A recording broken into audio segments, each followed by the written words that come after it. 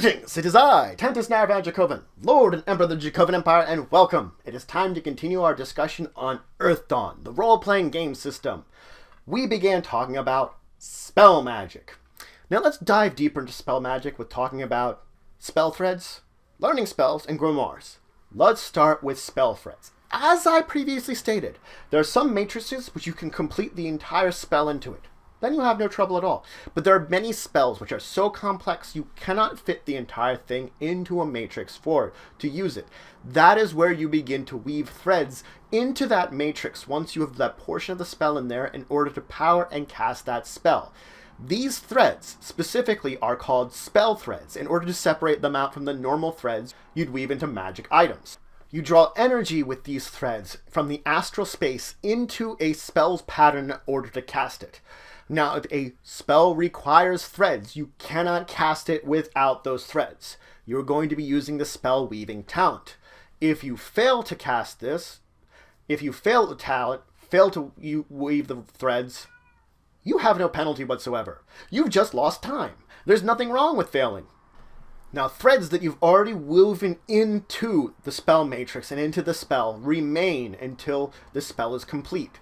If you do not complete the spell, if you do not continue with your weaving, you either have to abandon the spell entirely or you just have to actually continue. So your two choices is once you start weaving in, continue until you're finished or just abandon it completely. There is no half measure when it comes to weaving threads into your spell matrix.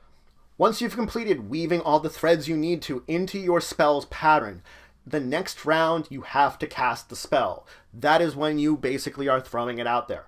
If you should ever have a pause where you stop weaving threads into the spell's pattern, or you wait for more than a round to cast that spell, those threads that you've already woven into the pattern are lost. So effectively you have to start it and then finish it and then cast it right away. If at any time you interrupt yourself going on to do something else, any progress that you have is lost on casting this spell. Now let's talk about learning spells, because as a magician advances in circles, they do learn spells, but they don't always want to just learn those spells. They want to open themselves to a wide variety of them, and so that they have options to be ready for any kind of circumstance. Now the problem with this is there's only really two ways one can learn spells, from another magician or from a grimoire. Now, when we're talking about learning it from another magician, traditionally it still is related to their grimoire. A grimoire on its own you can learn it from, but when you're using another magician, they're assisting you and effectively walking you along using their grimoire, traditionally, in order to learn that spell. You have to have the appropriate spell weaving of the discipline that you're trying to learn the spell from. If you do not have the appropriate one, you can't learn it. Then you can, of course, put that spell into your own grimoire. Once you put it in there, it does not matter the circle of the spell you are learning. Granted, that means I could have a much higher circle than what what I'm at. I can put that high of a circle spell into my grimoire. I can't use that because I'm still limited by the circle I have to what kind of spells I can put through spell matrices. I can cast them without spell matrices just fine, but my own circle limits the ability of my spell matrices to cast these. Doesn't mean, again, I can't learn them ahead of time. You're going to use the read-write magic talent in order to copy a spell from a grimoire. You're going to make a read-write magic talent test versus the spell learning difficulty of whatever spell you're attempting to learn from said grimoire. Once you have learned it, you are able to copy it into your own grimoire and effectively have learned it. Now, this doesn't mean I couldn't cast any spell from a grimoire without learning it. That's grimoire magic, which we will talk about a little later.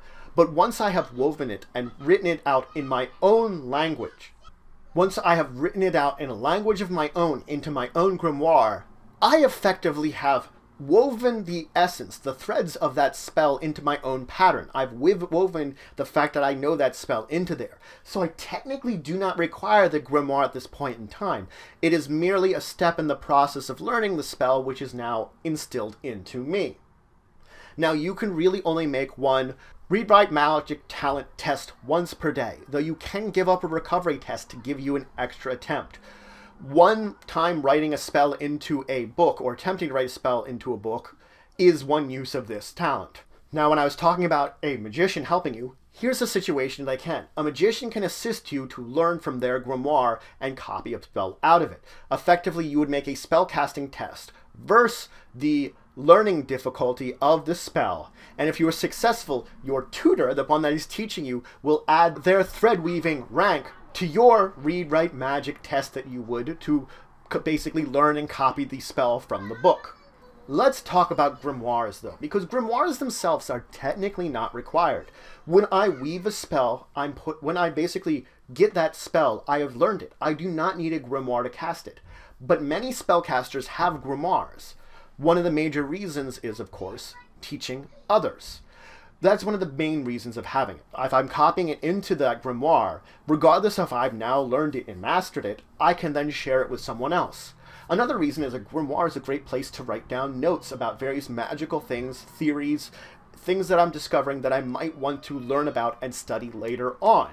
I'm effectively making notes about what's going on magically in my grimoire. If you have a teacher that's teaching multiple students, they might use their students' grimoires of examples of how well they're learning lessons, how well they're learning various spells, their arcane writings as of such, as examples of it. And as I said, teaching tool. I can share my grimoire with you in order to teach you information from it. Another big reason to have a grimoire is that oftentimes grimoires become pattern items for the magician. It starts off as, of course, a minor pattern item, but it could become a major one or even a core pattern item because of the amount of time it spends with that character. Not always does a grimoire become a pattern item, but one of the reasons that you would have one is because then, as myself, as a magician, I have control over a pattern item. I have one that I know about, that I don't have to worry about, because normally you're traveling with that grimoire all the time. I don't have to worry about falling in the wrong hands and being used against you quite as much as maybe some other kind of item that may become a pattern item.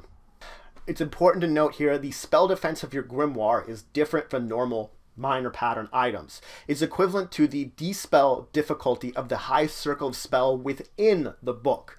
So that's how you figure out its spell defense. Now, grimoires come in all kinds of shapes and sizes. It's based upon the personality and idiosyncrasies of the magician. It's not necessarily going to be a book.